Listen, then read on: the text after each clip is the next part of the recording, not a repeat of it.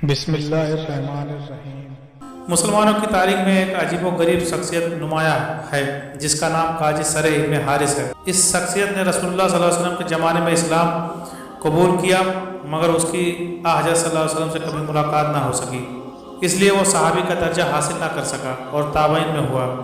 यह एक नहायत काबिल शख्स था, फुकहा और हदीस का आलिम था, सैर व शायरी से भी सगफ था। हज़रत उमर ने उन्हें काजी मुकर्रर किया। इसके इंतखाब की कहानी बड़ी अजीब सी है। हज़रत उमर फारूक रज़ियल्लाहु अन्हु जब खिलाफत के अहद पर थे, आपने एक घोड़ा खरीदा, उसकी नकद कीमत अदा की और उस पर सवार होकर चल दिए। अभी ज़्यादा दूर नहीं गए थे कि महसूस किया कि जानवर में ऐसा नुक्स है कि जिससे वो चलने से माजूर है। आप वापस लौट कर आए और अरबी से जिसने घोड़ा खरीदा था कहा, लो पकड़ो अपना घोड़ा, ये तो ऐबदार है। अरबी बोला, अमीरुल मोमिनीन, मैं ये वापस नहीं लूँगा, मैंने तो आपके हाथ सही सलामत फ़रोख्त किया था। हज़रत उमर फारूक रज़ियल्लाहु ताला अन्हु ने फरमाया, ये मामला यूँ तय ना होगा, आओ किसी हाकिम मुकर्रर कर लें, वो जो फैसला करेगा तस्लीम कर लेंगे। अरबी ने कहा, फिर हमारा फैसला सराह बिन हारिस कंदी करेंगे। हज़रत उमर फारूक रज़ियल्लाहु ताला अन्हु ने फरमाया, मुझे मंजूर है। इसके बाद ये तनाज़ा सराह बिन हारिस के पास पहुंचा। उन्होंने दोनों की बात गौर से सुनी, फिर फरमाया, ए खलीफुल मुस्लिमीन, जब आपने घोड़ा खरीद लिया था उस वक्त ये सही हालत में था? हज़रत उमर फारूक रज़ियल्लाहु ताला अन्हु ने जवाब दिया, हाँ। तो सरे बोले, खलीफुल मुस्लिमीन, अगर ये बात है तो या तो आपने जो कुछ खरीद लिया है उसे संभाल कर रखें, वरना इसी हालत में वापस लौटाएं जिस हालत में लिया था। हज़रत उमर फारूक रज़ियल्लाहु ताला अन्हु ने ताज्जुब से सरे की जानिब देखा और फरमाया, क्या आपके नज़दीक यही इंसाफ है? सरा बोले, बेशक, हुक्म कतई और इंसाफ पर मबनी है। यह सुनकर हज़रत उमर फारूक रज़ियल्लाहु ताला अन्हु कुछ देर खामोश खड़े रहे, फिर बोले, तुम कूफा जाओ, मैं तुम्हें वहाँ का काजी मुकर्रर करता हूँ। सरा ने यह अहद कबूल कर लिया और कूफा चला गया। बाद में हज़रत उस्मान गनी रज़ियल्लाहु ताला अन्हु ने भी उन्हें इसी अहद पर बरकरार रखा और सैयदना मौला अली शेर खुदा की खिलाफत में भी काजी सरा अपने अहद पर बरकरार रहा। सन 61 हिजरी में 4 मुहर्रम को इब्न जाद मलऊन ने काजी कूफा सरह बिन हारिस से कत्ल हुसैन रज़ियल्लाहु ताला अन्हु का फतवा लिया। इस फतवे के बारे में मुहद्दिसीन की 2 तरह की राय मौजूद है। आए तफसील से इसका जायजा लेते हैं। हज़रत मुस्लिम बिन अकील की शहादत के वक्त दोनों शहजादगान काजी सरह के घर में थे। जब उसने देखा कि इब्न जाद इन शहजादों की तलाश में दीवाना हो गया है तो उसको खौफ पैदा हुआ और उसने रात की तारीकी में बच्चों को अपने बेटे के साथ कूफा से बाहर भेज दिया, जो इन मासूम बच्चों को एक काफिला बताकर वहीं वीराने में छोड़ आया। इब्न जाद मलऊन ने जब कूफियों को इमाम के खिलाफ जंग के लिए उकसाया तो सवाए खारिज के कूफी इस फैल पर तैयार न थे। इब्न जाद ने काजी को कहा कि वह इमाम की कत्ल का फतवा दे ताकि इमाम के कत्ल का जो अज हासिल हो सके। काजी ने भी इस कदर जोरजनी काम से पस व पेश का मुजाहरा किया। इब्न जाद ने काजी को 1 लाख असरफी का लालच दिया और 50,000 असरफी काजी के घर भिजवा दिए। दौलत देख कर ये अपनी असल फितरत पे आ गया और उसने इब्न जाद को पैगाम भिजवाया कि इस काम के लिए तैयार हूँ और मैं फतवे में लिखूँगा कि फितना व फसाद फैलाना कत्ल से भी बड़ा जुर्म है।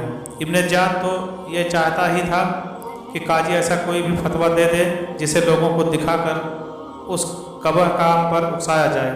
इब्न जाद ने वो फतवा काजी से लिया और फिर उसने उस फतवे पर शहर के दूसरे बड़े ज़मीर फरोश मुल्लाओं से मोहरें लगवाई। नाज़रीन, बहुत से मुफस्सिरीन ये भी कहते हैं कि काजी सराह ने यह फतवा ना दिया था, तो बिला फर्ज अगर मान लिया जाए कि सराह और वाज़ेह तौर पर फतवा नहीं जारी किया गया था, तो यह मानना पड़ेगा कि जिस तरह से काजी सराह और इब्न जाद का ताल्लुक़ था और फिर काजी सराह ने इब्न जाद के आगे डरपोकी, आफियत तलबी, रियाकारी और 2 पहलू बातें करना और झूठ का रोया अख्तियार किया हुआ था।